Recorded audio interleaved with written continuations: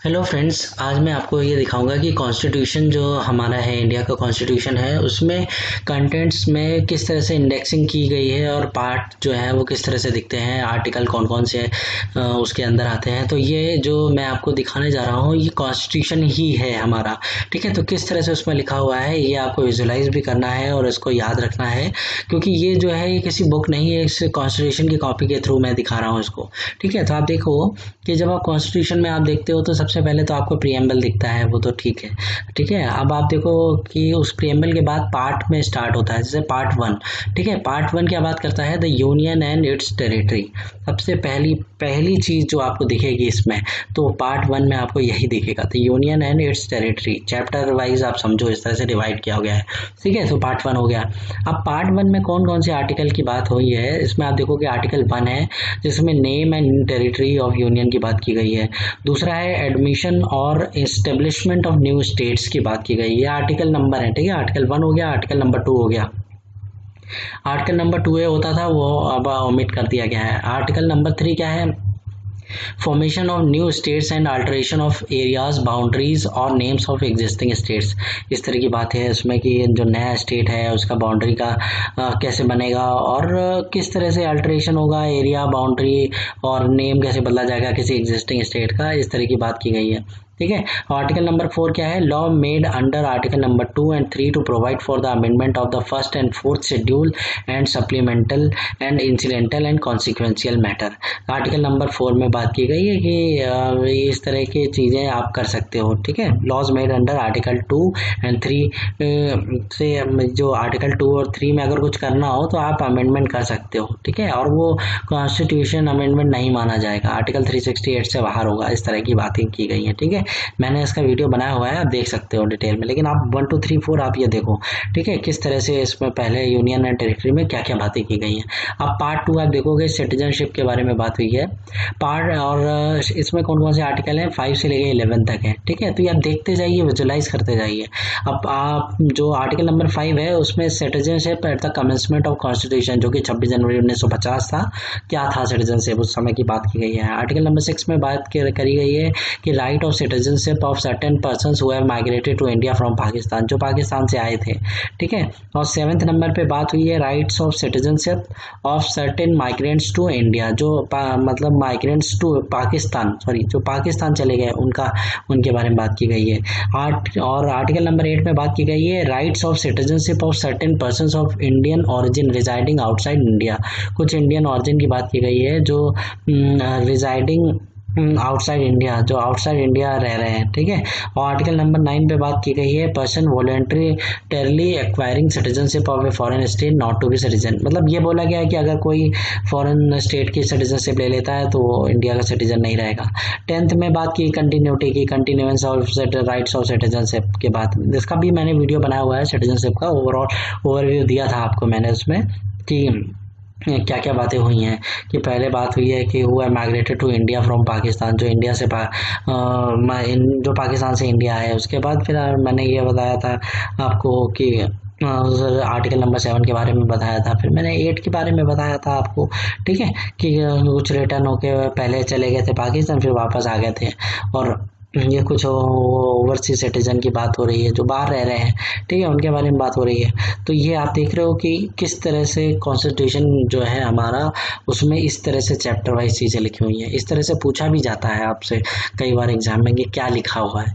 ठीक है, तो आपने पार्ट 1 देख लिया, पार्ट 2 देख लिया, पार्ट 3 देखते हैं। पार्ट 3 में बात कर रहा है, देखिए इस तरह से लिखा हुआ है, उसमें फंडामेंटल राइट्स के बारे में बात की गई है। पहले पार्ट, और उसमें 12 नंबर जो आर्टिकल है उसमें बोला गया है कि डेफिनेशन दी गई है क्या होते हैं फंडामेंटल राइट। 13 में बात की गई है कि लॉ इनकंसिस्टेंट विद और इन डेरोगेशन ऑफ फंडामेंटल राइट, अगर कोई लॉ होता है तो उसको कॉन्स्टिट्यूशन नलीफाई कर सकता है, इस तरह की बात है। Article number 14 equality before law की बात की गई है, राइट टू इक्वलिटी। अब देखिए इसके अंदर में पूरा जनरलाइज करके एक नाम दे दिया गया है कि राइट टू इक्वलिटी, 14 से 18, आर्टिकल 14 से 18 तक राइट टू इक्वलिटी बोला जाएगा इनको। ठीक है, तो इक्वलिटी बिफोर लॉ हो गया पहला। 15 हो गया prohibition of discrimination on the grounds of religion, race, caste, sex और प्लेस ऑफ बर्थ। इसके बेस पे डिस्क्रिमिनेशन नहीं होगा।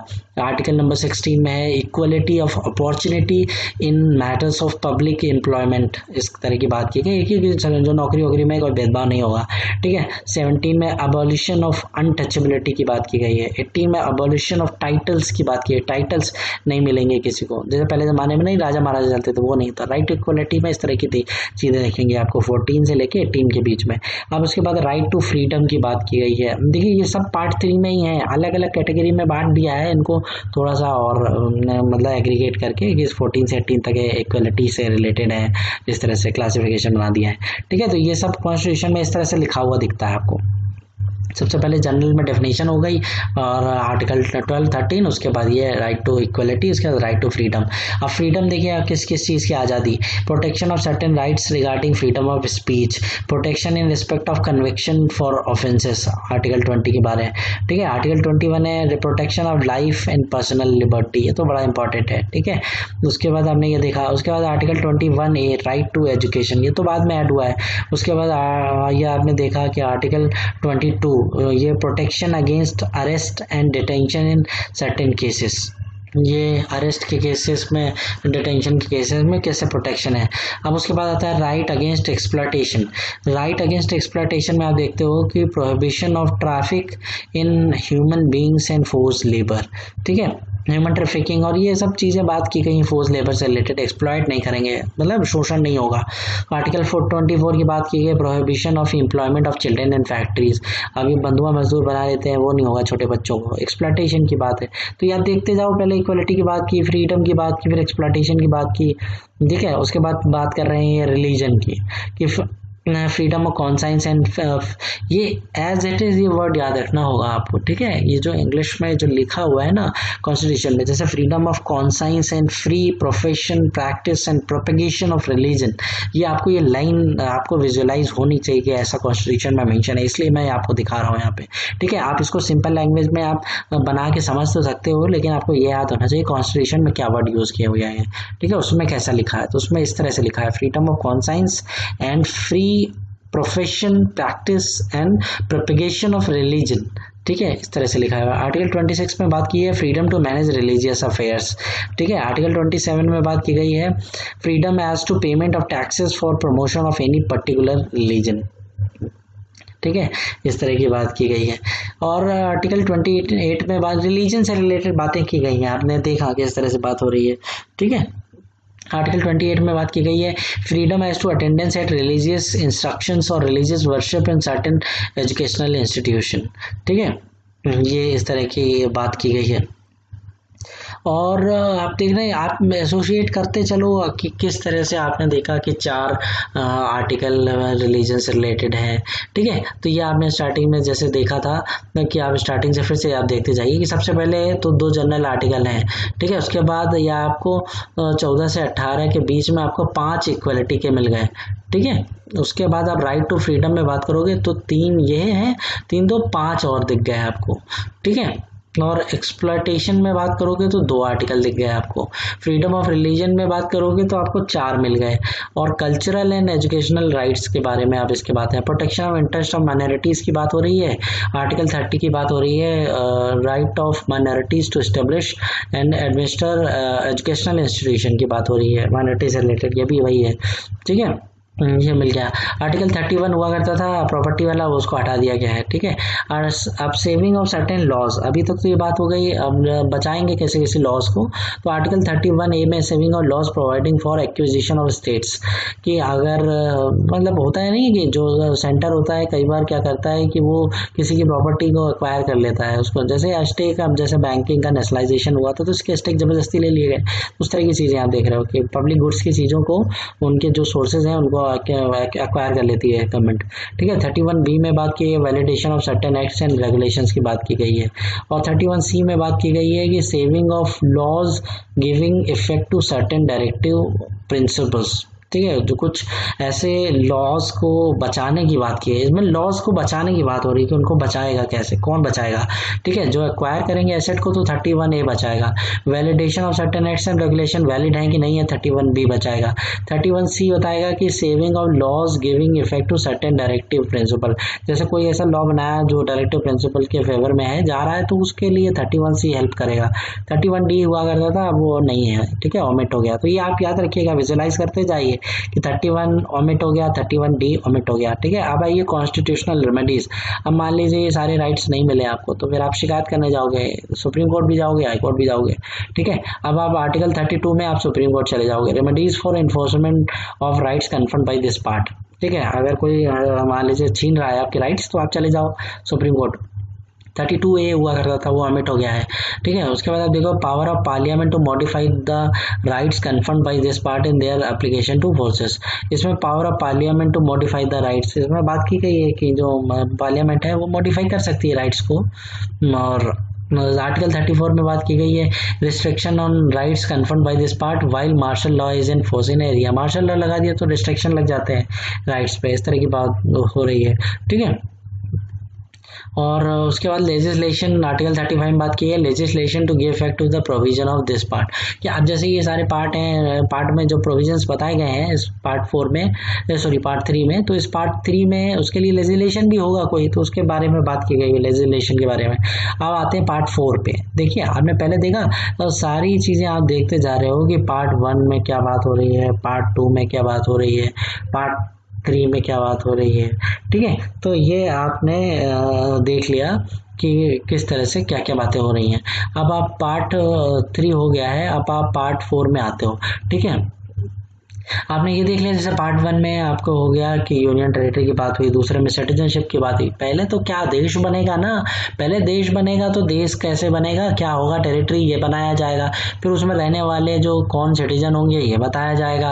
अब सिटीजन होंगे उनके अधिकार क्या होंगे ये बताया जाएगा।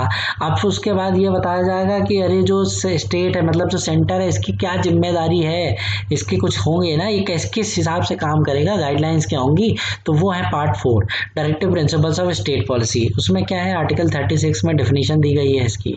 37 में बात की गई है application of principles contained in this part, बात की गई एप्लीकेशंस की बात की गई है, ठीक है। और 38 में बात की गई है कि state to secure a social order for the promotion of welfare of the people, इस तरह की बात की गई है।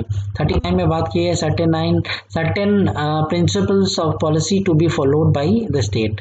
39A में equal justice and free legal aid के बारे में बात की है, इंपॉर्टेंट है, ठीक है। इक्वल जस्टिस फ्री लीगल है, आपकी कोई गरीब आदमी है उसको कोई एडवोकेट तो मिलता है ना, सरकारी वकील, आपने देखा होगा फिल्मों में कि सरकारी वकील मिलते हैं उनको। आप 40 में देख रहे हैं आप article 40 organisation of village panchayat, village में जो पंचायत देखते हैं ना वो पंचायत यही है, ठीक है। Article 41 right to work to education and to public assistance in certain cases. अब आप देखोगे राइट टू वर्क, काम करना चाहिए, जैसे मनरेगा में काम दिया जा रहा है राइट टू वर्क, तो ये directive principle of state policy में भी बात की गई थी कि हर किसी को काम करने का तो अधिकार है, अब काम दे ही नहीं पा रहा है सेंटर हमारा तो उसकी गलती है, ठीक है। टू एजुकेशन और राइट टू एजुकेशन भी है। अब बाद में तो ये फंडामेंटल राइट में भी ऐड हो गया जैसा कि मैंने आपको दिखाया। उसके बाद आप to public assistance in certain cases, हमने ये देखा कि पब्लिक असिस्टेंस भी मिलना चाहिए कई बार, ठीक है। और आर्टिकल 42 बात करता है provision of just and human condition for work and maternity relief. तो आर्टिकल 42 में बोला गया है कि जो काम कराते हैं वर्कर से तो जो कंडीशन है वो अच्छी होनी चाहिए, ऐसा नहीं गंदी जगह काम कराया। मैटरनिटी रिलीफ के बारे में बात की। 43 में बात की गई है कि living veg etcetera for workers के बारे में कि इतनी तो वेज दो लिविंग वेज हो कम से कम। 43A में बात की गई है participation of worker in management of industries, worker management में भी जा सकते हैं, इस तरह की बातें की है। 43B में प्रमोशन ऑफ कोऑपरेटिव सोसाइटीज की बात की गई है, ठीक है 43B में। अब ये सारे आर्टिकल्स याद रखिएगा 43A 43B और ये। अब 44 में देख रहे हैं uniform civil code for citizens की बात की गई। अब ये देख रहे हो आजकल ये केस बड़ा बहुत ही आपको ये मुद्दा दिख रहा है, सब लोग डिबेट करते हैं यूनिफॉर्म सिविल कोड होना चाहिए इंडिया में कि नहीं होना चाहिए, क्या है। तो सिविल कोड मतलब सबके लिए एक जैसे कानून हो, अलग अलग नहीं हो, ठीक है, इस तरह की बात होती है सिटीजनशिप की।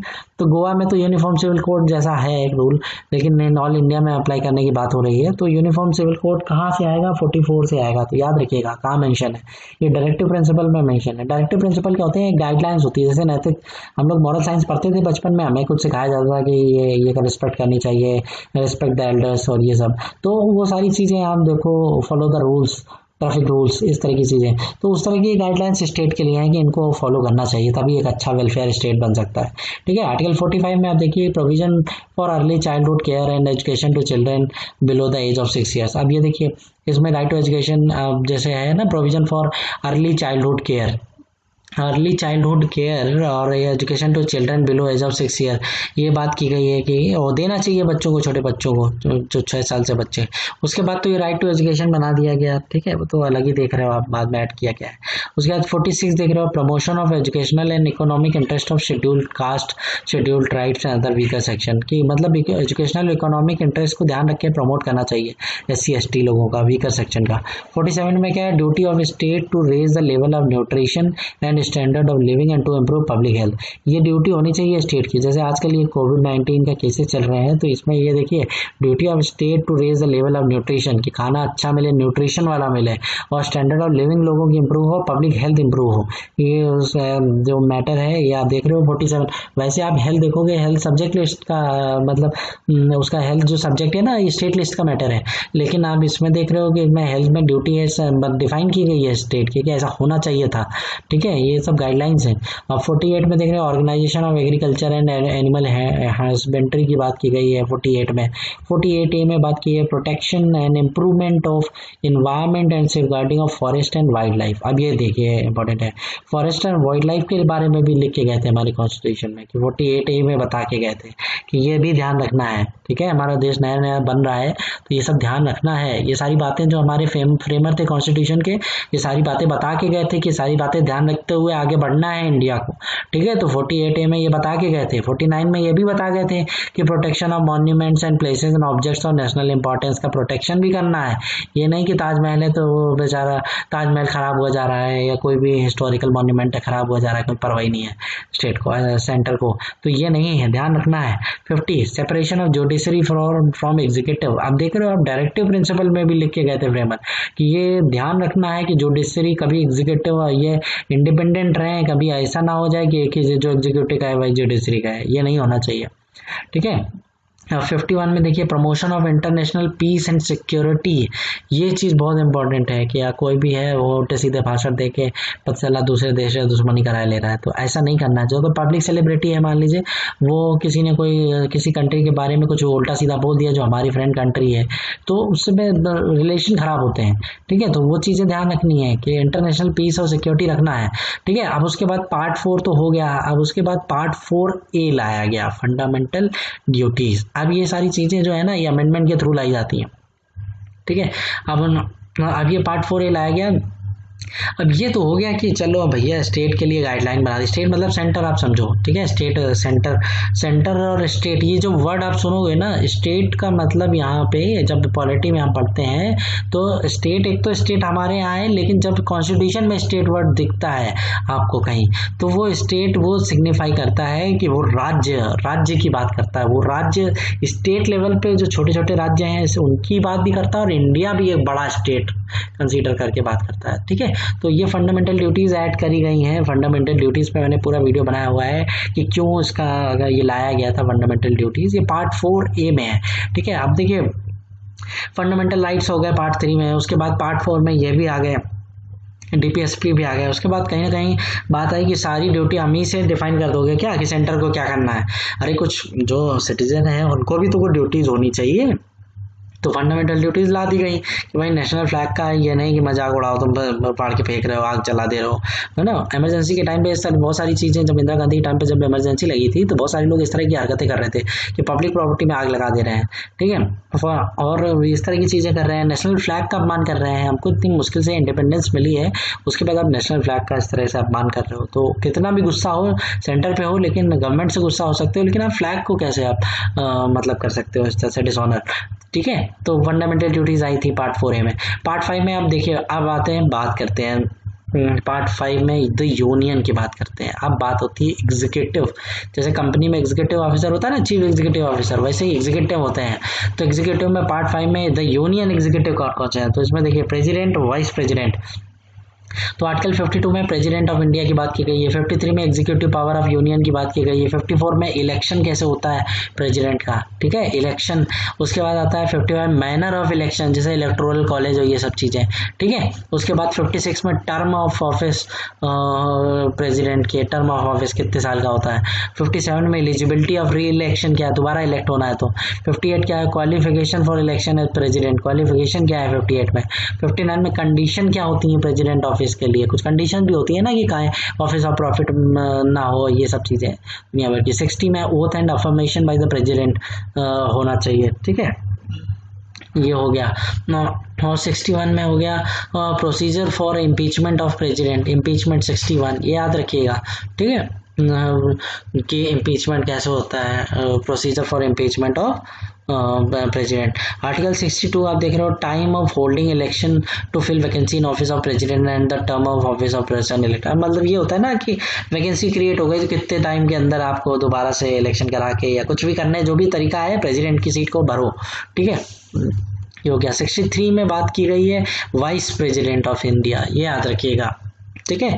आप याद रखिए 11 नंबर जोड़ देंगे ना तो ये प्रेसिडेंट के 11 एक कदम साथ चलते हैं, ठीक है। तो आप इस तरह से समझो, तो अगर 52 में 11 जोड़ोगे तो 63 आ जाता है, वाइस प्रेसिडेंट हो गए, ठीक है। 52 में 11, तो याद रखिए प्रेसिडेंट अगर 52 है तो 63 वाइस प्रेसिडेंट हो गए, एक हाथ पकड़ के चलते हैं, ठीक है, और एक इसलिए लिखा है, ठीक है। अब 64 में देखिए, the vice president to be the ex officio chairman of the council of states, मतलब राज्यसभा की बात हो रही है, राज्यसभा के एक्स ऑफिशियो चेयरमैन भी होते हैं, तो ये इंपॉर्टेंट है। 64 63 में तो प्रेसिडेंट ये हो ही गए वाइस प्रेसिडेंट, उनकी पोस्ट बता दी राज्यसभा में। 65 में vice president to act as president और to discharge his function during casual vacancies in the office और during the absence of president.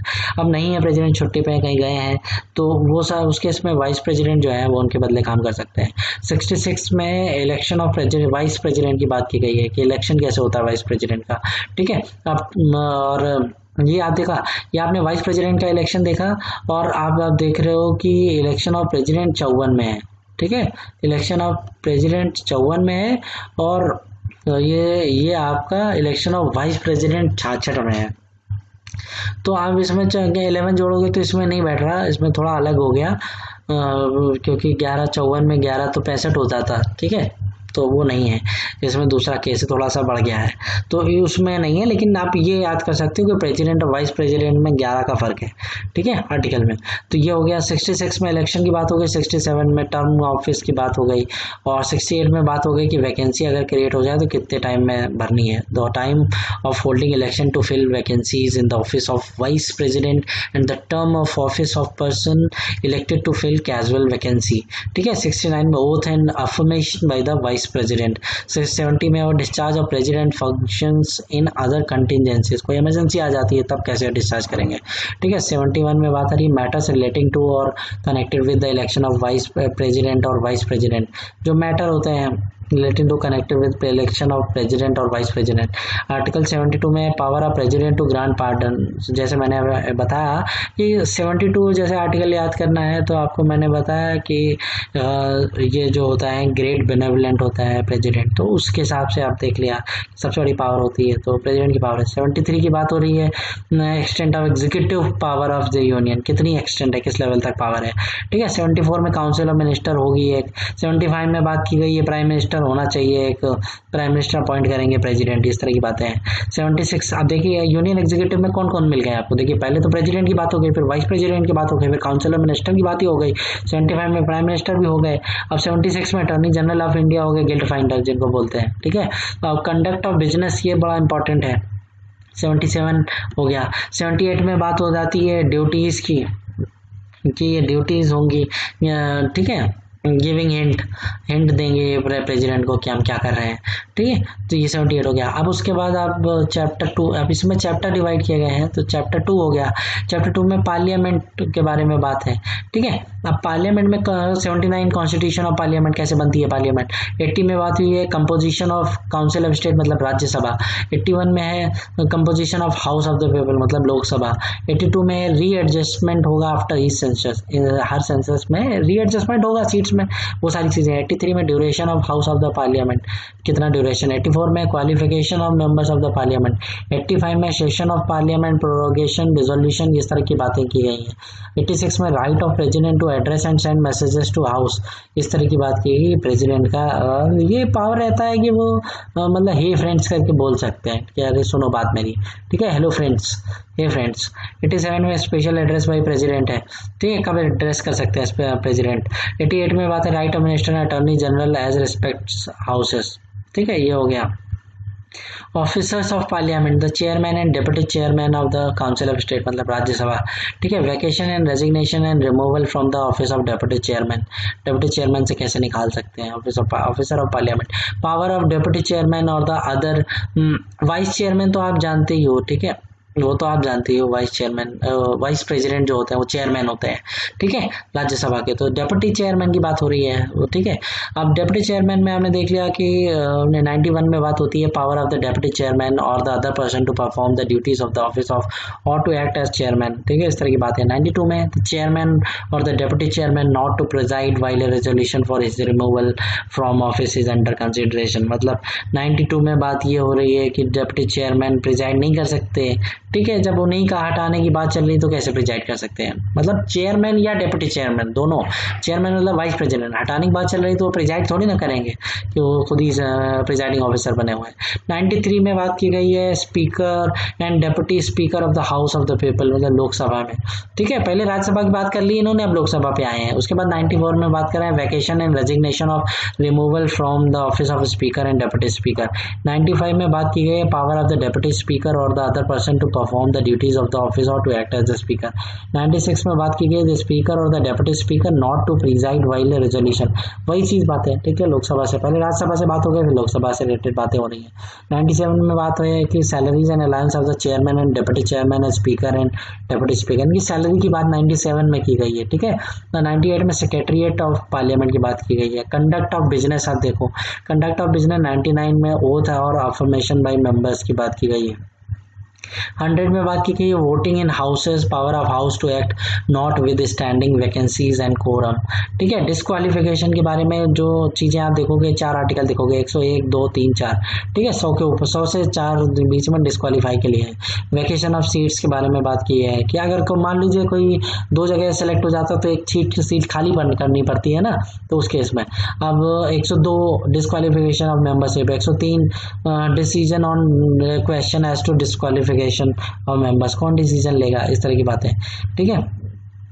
और 104 में penalty for sitting and voting before making oath और affirmation under article 99 और when not qualified और when disqualified, तो मतलब penalty for sitting and voting before making oath और affirmation under article 99 में जो ओथ और अफर्मेशन की बात की गई ना, ये बिना लिए ही किसी ने अगर सिटिंग है और वोटिंग कर रहा है तो व्हेन नॉट क्वालिफाइड और व्हेन डिस्क्वालिफाइड, तो ये सारी चीजें इसमें बात पेनल्टी से रिलेटेड बात की गई 104 में, ठीक है। अब इसके डेप्थ में मैं आपको बात बताई, मैं ओवरव्यू बता रहा हूँ कि कॉन्स्टिट्यूशन में किस तरह से दिखता है हमारा कॉन्स्टिट्यूशन, कैसे आर्टिकल लिखे हुए हैं, ठीक है। आप देख रहे हो डिस्क्वालिफिकेशन बात कर ली इन्होंने।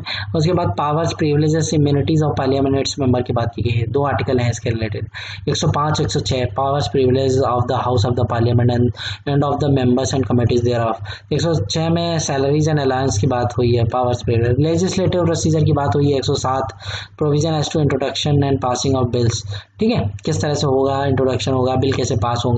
108 में जॉइंट सिटिंग कैसे होगी। 109 में special procedure in respect of money bill के लिए अलग प्रोसीजर है। 110 डेफिनेशन क्या है।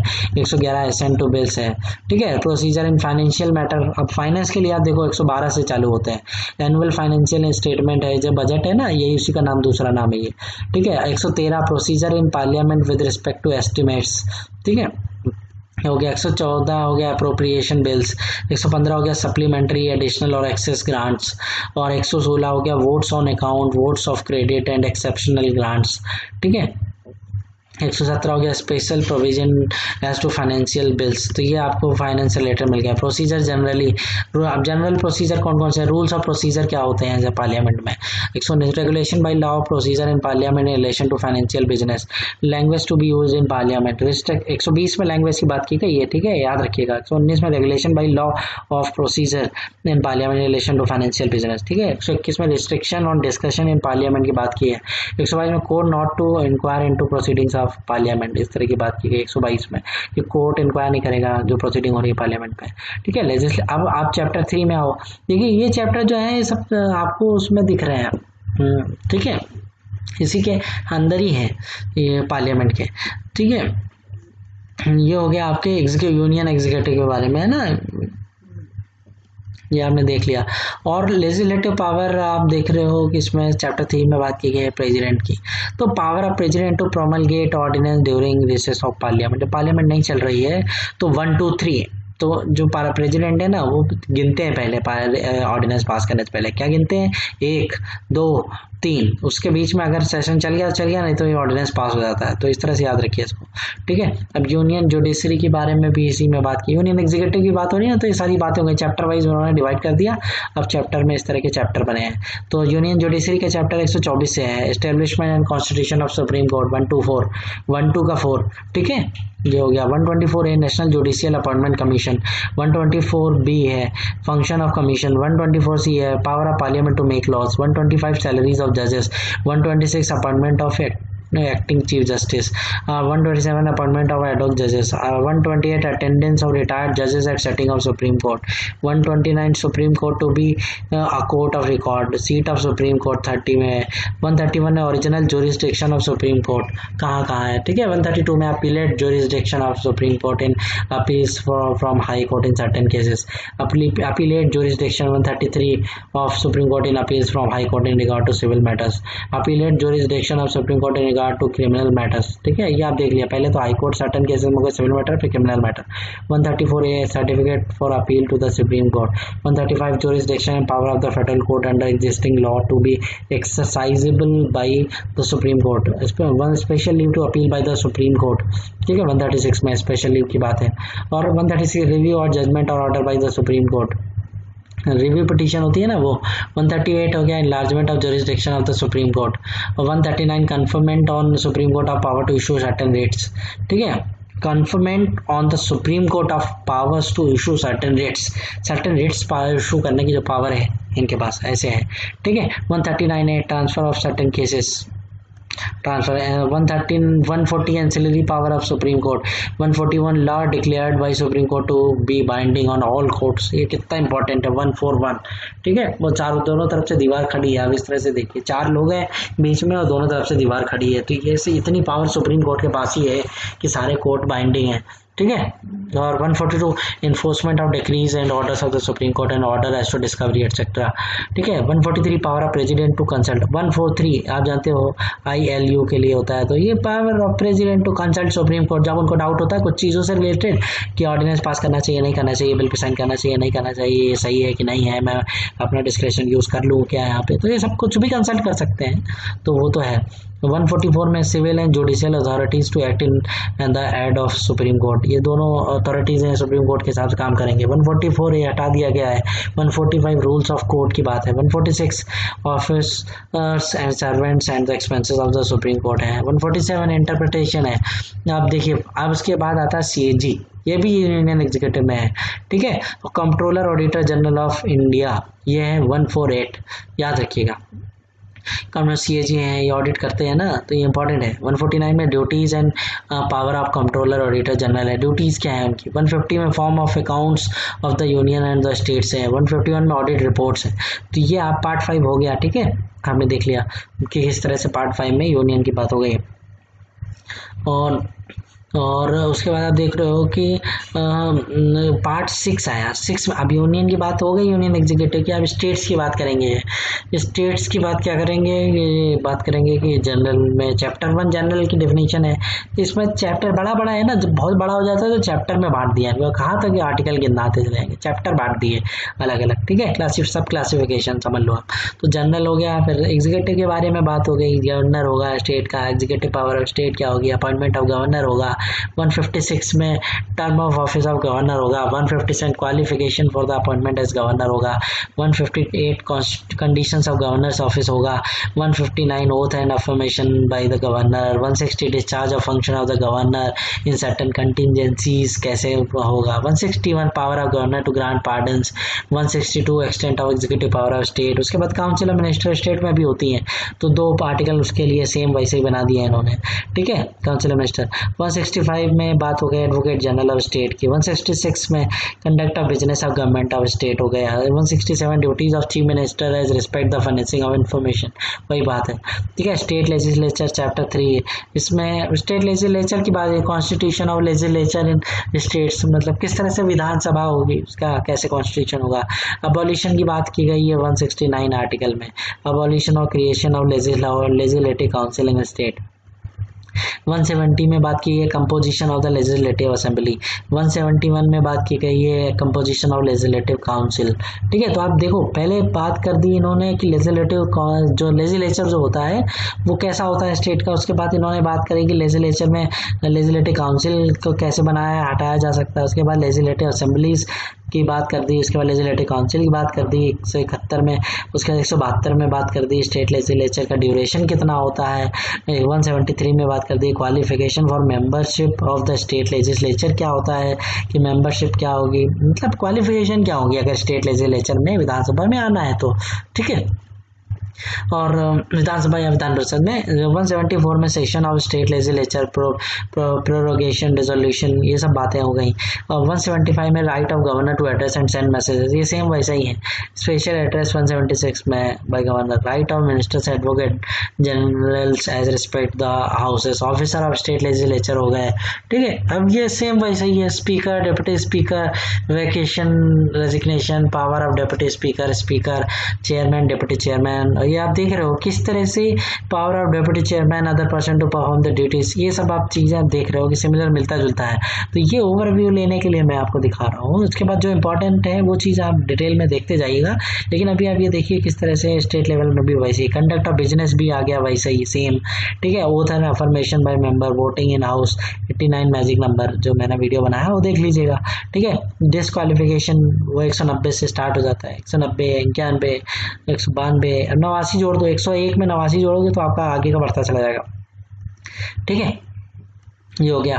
पावर प्रिविलेज की बात हो गई। लेजिस्लेटिव प्रोसीजर हो गया कि passing bill 196 provision as to introduction passing of bills restriction और definition money bill 19 assent to bills, और ये सब चीज़ें आप देख रहे हो किस तरह से। बिल रिजर्व फॉर कंसिडरेशन, ये इंपॉर्टेंट है, ये थोड़ा अलग है। इसमें रिजर्व हो जाता है ना तो 201, ये 201 है तो ये थोड़ा हटके है, ठीक है। अब ये एनुअल फाइनेंशियल स्टेटमेंट, स्टेट का जो बजट होता है 202, ठीक है। और उसके बाद आप देख रहे हो कि 203 procedure in legislature with respect to estimates, appropriation, supplementary, ये फाइनेंशियल जनरल प्रोसीजर से रिलेटेड बातें हो गई हैं। Rule of procedure, regulation by law procedure legislature of state in relation to financial business. Language क्या होगी, रिस्ट्रिक्शन क्या होंगे, कोर्ट इंक्वायर नहीं करेगा। Legislative power of the governor, power of governor to promulgate 2, 1, 3। अब देखिए उसमें गिनते थे प्रेसिडेंट क्या गिनते थे 1, 2, 3, ठीक है। और इसमें क्या गिनते हैं ये 2, 1, 3, ये उल्टा गिनते हैं, ठीक है। थोड़ा आगे बढ़ जाते हैं गवर्नर 2, 1, 3 वो शुरू से गिनते हैं। प्रेसिडेंट बड़े लेवल के हैं तो वो मतलब 1 से गिनते हैं, ये 2 से गिनते हैं, फिर उल्टा जाते हैं, भूल जाते हैं फिर कि एक गिनना तो रह ही गया, तो 2, 1, 3 इस तरह से गिनते हैं, ठीक है। High court in the states, अब चैप्टर 5 इसी में हाई कोर्ट के बारे में, स्टेट लेवल की। हाई कोर्ट होंगे 214 में। कोर्ट ऑफ रिकॉर्ड होगा 215। कॉन्स्टिट्यूशन ऑफ हाई कोर्ट क्या होगा 216। अपॉइंटमेंट होगा 218 में। ये सब salaries, appointment, acting chief justice, ये सब सारे आर्टिकल आप देख रहे हो किस तरह से। चैप्टर इसी के अंदर एक चैप्टर है, अब 6 चैप्टर सबऑर्डिनेट कोर्ट्स हैं, छोटे वाले जो कोर्ट्स हैं, तो वो आप देख रहे हो अपॉइंटमेंट, डिस्ट्रिक्ट जज, ये सब चीज़ें, आर्टिकल 233, 34, 35, 36 ये सब हैं। आर्टिकल आप पार्ट 7 था उसको ओमिट कर दिया गया है, the states in part B of the first schedule, ठीक है, तो वो हटा दिया गया है। 238 आर्टिकल हुआ करता था, वो हट गया है, अब नहीं है। पार्ट जो है आप देख रहे हो पार्ट 8 है। पार्ट 8 में यूनियन टेरिटरीज के बारे में बात की गई, इसके लिए रिलेटेड 239 से 42 के बीच में आर्टिकल है, 42 हटा दिया गया है। 39 में एडमिनिस्ट्रेशन कैसे होगा, 39 में क्रिएशन ऑफ लोकल लेजिस्लेचर और काउंसिल ऑफ मिनिस्टर और both for certain union territories, दोनों चीज़ें हैं, या तो काउंसिल ऑफ मिनिस्टर्स भी होंगे, लोकल लेजिस्लेचर होगा, या दोनों होंगे, कैसे होगा, ठीक है, ये चीज़ें। 239 double A special provision with respect to Delhi, ये अलग है, डबल ए 2 बार ए लग गया, दिल्ली के लिए है। 239 A B provision in case of failure of constitutional machinery fail हो जाए तो। 239 B power of administrator to promulgate ordinance during recess of legislature. 240 power of president to make regulation for certain union territories. 241 high court होगा union territories के लिए।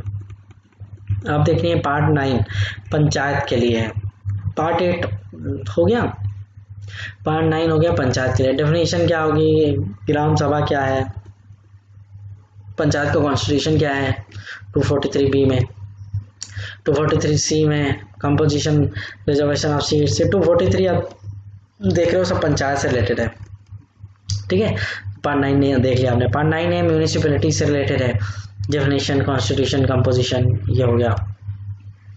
और part 9 B आप cooperative society से related आपने देख लिया, 243 ZH और इस तरह से, ये लोकल सेल्फ गवर्नमेंट वाले हैं, ठीक है। पार्ट 10 देखिए शेड्यूल एंड ट्राइबल एरिया है, कैसे होगा।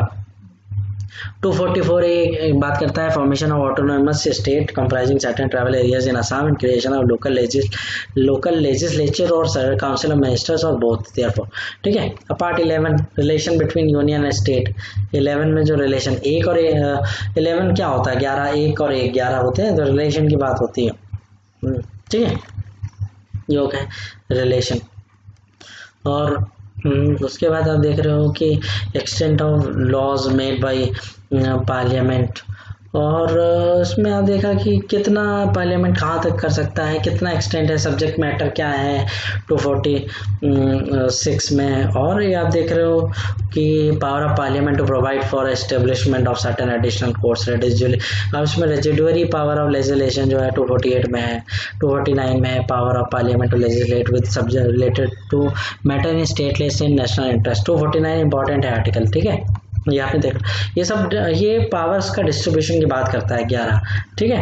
इनकंसिस्टेंसी की बात करता है between law made by parliament under article 249-50। Power of parliament to legislate for 2 और more state by consent and adoption of such legislation. ये तो इस तरह की चीजें हैं। उसके बाद आप एडमिनिस्ट्रेटिव रिलेशन की बात करते हैं, हम centre state relation, chapter divide कर दिए गए हैं। आप देख रहे हो ना, ये जो पार्ट 11 है ये रिलेशन दिखाता है, 1 और 1 मिलके 11 होते हैं, तो रिलेशन दिखाता है। रिलेशन पार्ट 11 में रिलेशन दिखाता है, और ये दिखाता है, पहले तो इसने बात कर ली लेजिस्लेटिव टाइप के रिलेशन की, उसके बाद कर दी एडमिनिस्ट्रेटिव टाइप के रिलेशन की, ठीक है। और उसके लिए आर्टिकल है 261 तक। उसके बाद वाटर से रिलेटेड दो आर्टिकल बता दिए हैं, 262-63।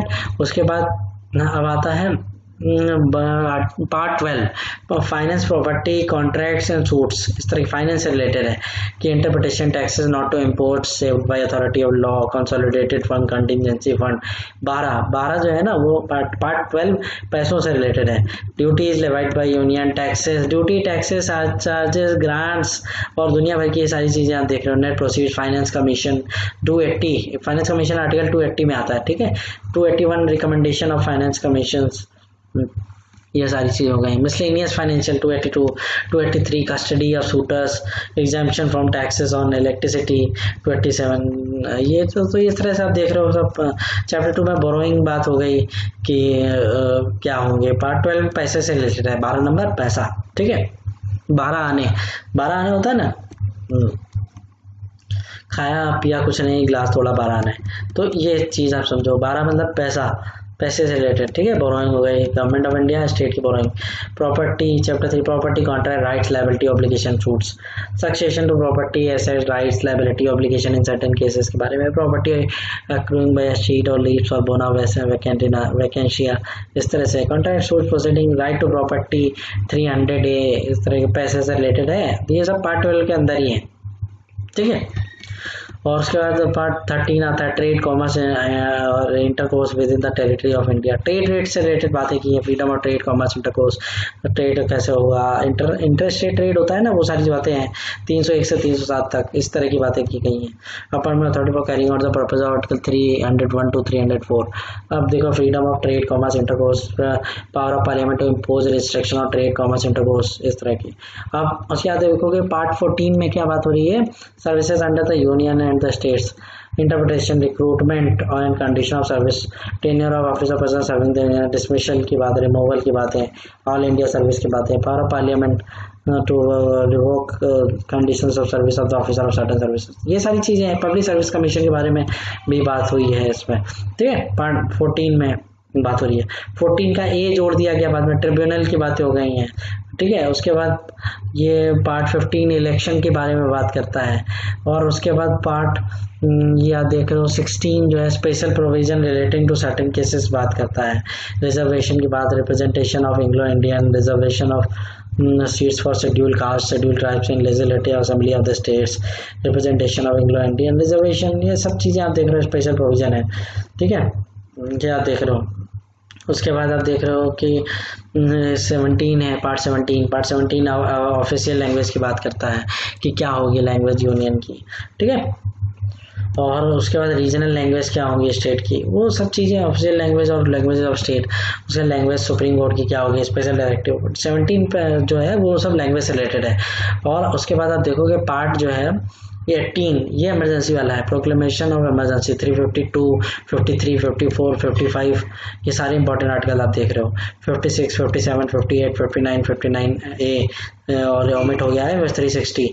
तो ये सारे आर्टिकल है ना, आप ये देख रहे हो। 355 duty of union to protect states against external aggression and internal disturbance, ये यूनियन की ड्यूटी है, ठीक है। कि कभी एक्सटर्नल एग्रेशन हो जाए या इंटरनल डिस्टर्बेंस हो जाए तो सेंटर बचाएगा स्टेट को। तो ये है इमरजेंसी प्रोविजन जो है, ये याद रखिएगा आप। ये 18वें नंबर पे हैं। 18 साल में एडल्ट हो जाते हैं ना लोग, तब इमरजेंसी लगती है, ठीक है। 18वें पार्ट में इमरजेंसी लगती है, आप याद रखिए। और उसके बाद पार्ट 19 से मिसलिनियस आर्टिकल्स हैं कुछ, प्रोटेक्शन ऑफ प्रेसिडेंट, गवर्नर, राज प्रमुख, protection of publication of proceeding of parliament, state legislature, disqualification for appointment on remunerative political post, इस तरह की बातें हैं कुछ, ठीक है। पार्ट 20 अमेंडमेंट ऑफ कॉन्स्टिट्यूशन के बारे में बात करता है कि कॉन्स्टिट्यूशन अमेंडमेंट 368 20 अमेंडमेंट की बात करता है, ठीक है। आप याद रखिएगा पार्ट 20 अमेंडमेंट करा सकता है।